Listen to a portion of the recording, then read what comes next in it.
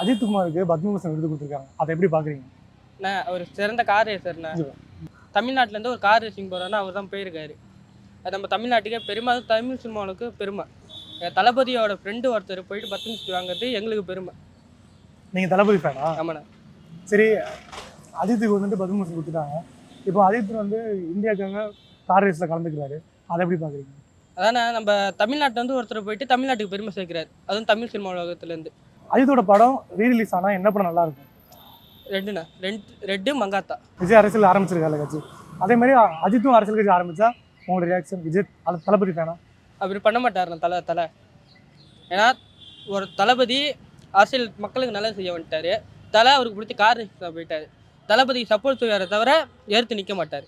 ஒருவேளை அஜித் வந்துட்டு விஜய் கட்சிக்கே வந்துட்டாருன்னா தளபதி confirm CM.